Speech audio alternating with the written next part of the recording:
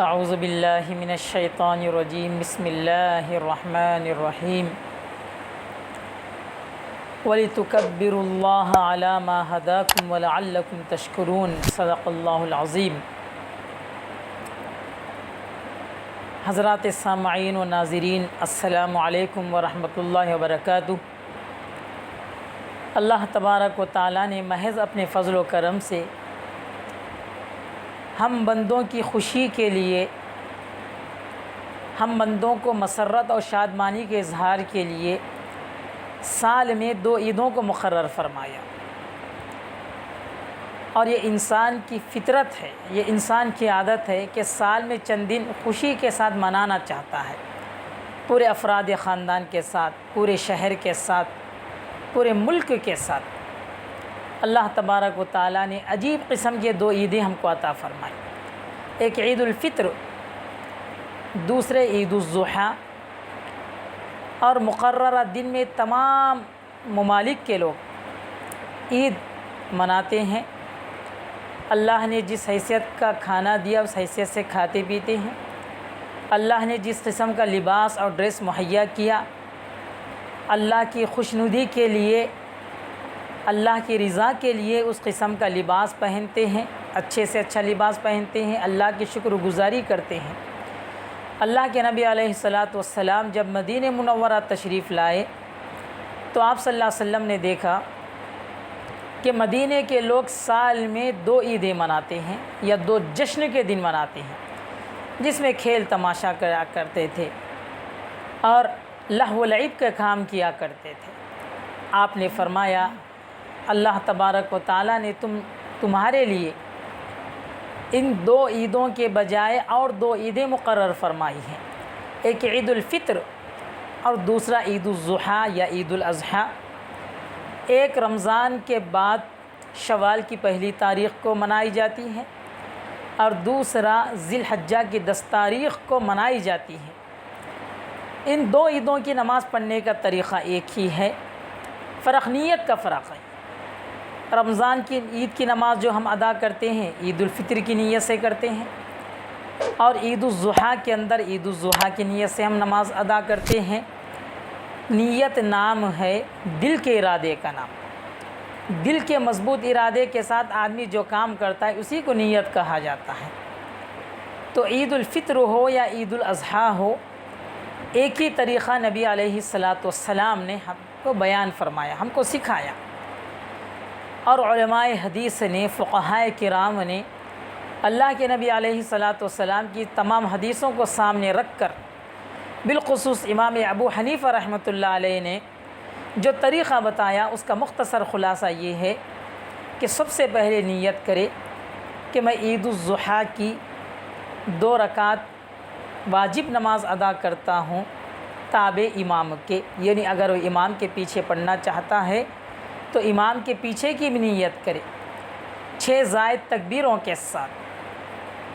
دوبارہ عید الاضحیٰ کی 2 رکعتیں واجب ادا کرتا ہوں 6 زائد تکبیروں کے ساتھ اس امام کے پیچھے، اتنا بھی کہنا نہیں ہے تو امام صاحب کی جو نیت ہے وہی میری نیت ہے۔ نیت کرنے کے بعد اللہ اکبر بول کے پہلی دفعہ ہاتھ اٹھا کر باندھیں گے، ثنا پڑھیں گے، سبحانک اللہم و بحمدک وتبارک اسمک وتعالی جدک ولا الہ غیرک۔ اس کے بعد پھر دوبارہ اللہ اکبر کہہ کے ہاتھ اٹھائیں گے اور بالکل پورے طریقے سے چھوڑ دیں گے۔ پھر تیسری دفعہ اللہ اکبر بول کے ہاتھ اٹھائیں گے اور پورے طریقے سے چھوڑ دیں گے۔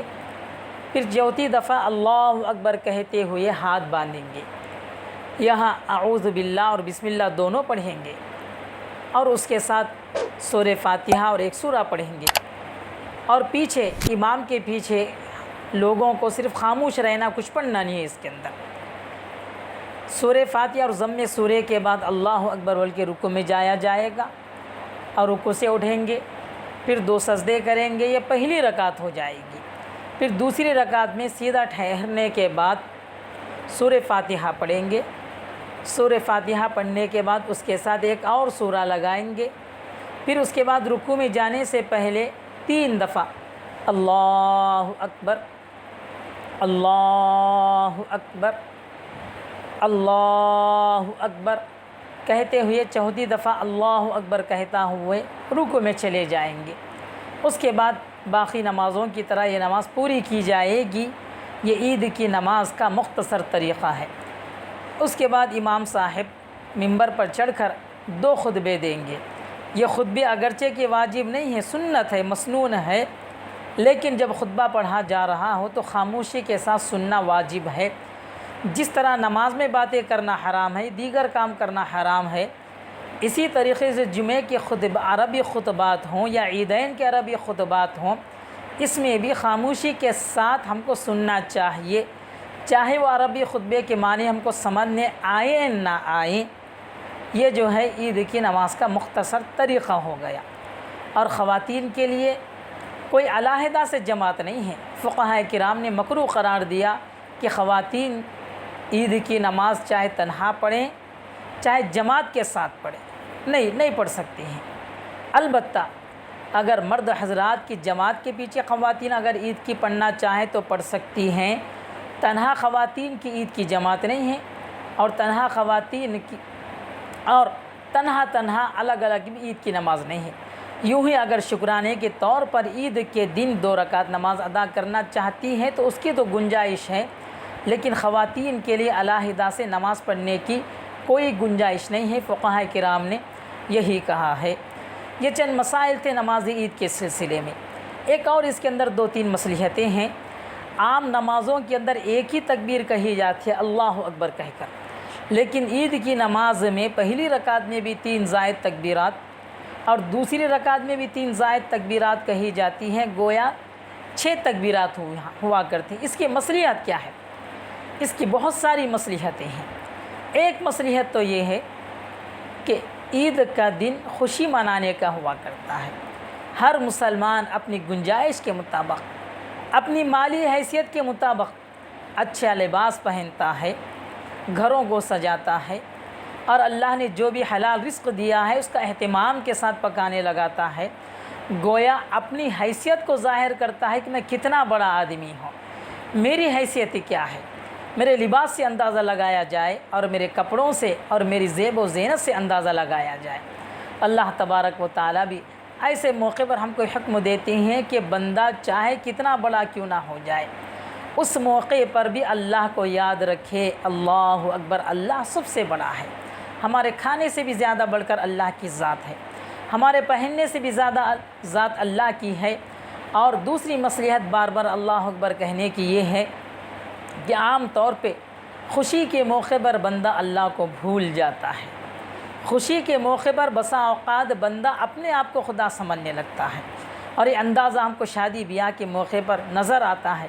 شادی بیاہ کے اندر لوگ کیسی شریعت کو پامال کرتے ہیں اور کیسا دین اسلام کے احکامات کو پاؤں تلے روندتے ہیں۔ ان کے سامنے کبھی اللہ کا نام نہیں لیا جا سکتا اور سننے کے لیے تیار بھی نہیں رہتا۔